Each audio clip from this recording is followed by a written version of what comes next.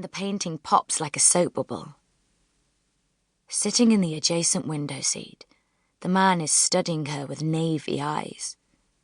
He has one of those roughly cut, craggy faces that don't reveal themselves straight away. Something about him pings in Lauren. She hasn't the foggiest why. "You've been standing for ages."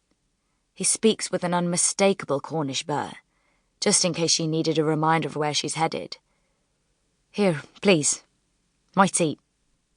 Rising to his full, rangy height, he sloshes takeaway coffee on his jeans. The woman sitting beside him irritably yanks her handbag to her knee. "I'm good, thank you, though," Lauren says, after a beat, stupidly flustered. She spent too much time alone over Christmas, lost all her social skills. Grief has opened her up like a whelk.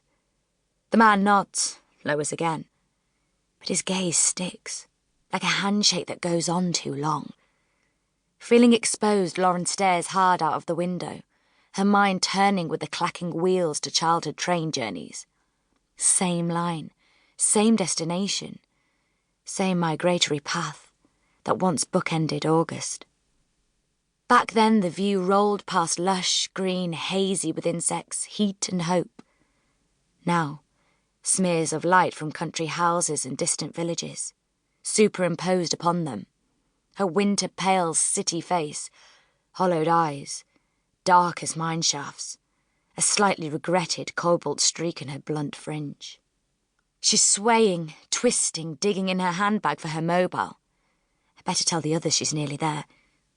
No, she's out of charge. When a passenger tugs open a nearby window's top partition, Lauren's unprepared for the cold salt air, the way it streams into the carriage, flushing away the gamey fast food stink and drawing in the heart-stopping smell of sea.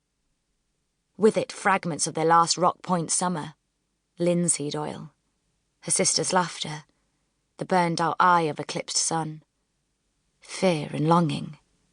For all Lauren's mind has blocked, deep down her body remembers.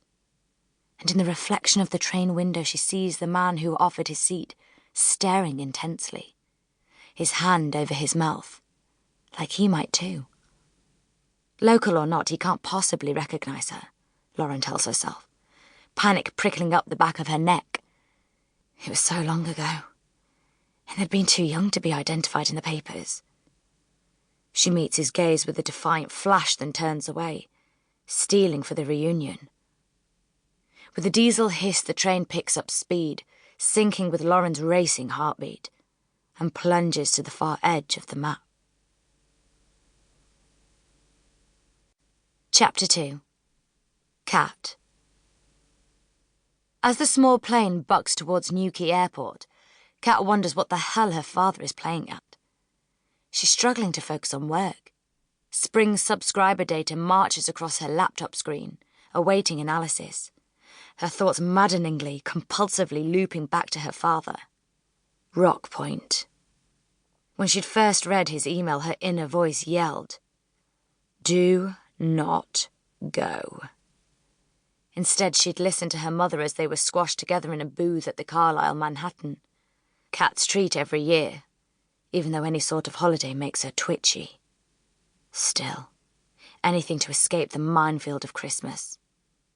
Dad had similarly slipped away to Paris, sparing Flora the agony of how to seat him and her mother at the same lavish table. And if Lauren's mum, R.I.P. Dixie, hadn't lost her battle in October, Lauren wouldn't have volunteered at the hospice, but hunkered down with Dixie in Oxford, eating nut loaf in a cloud of incense. When there are 3 half-sisters and 3 rivaling mothers with some overlap, it's complicated. So, the old wolf is inviting you all to Rock Point. Sipping her Virgin Mary, Blythe had brazenly read the email over Cat's shoulder. "Oh, hello.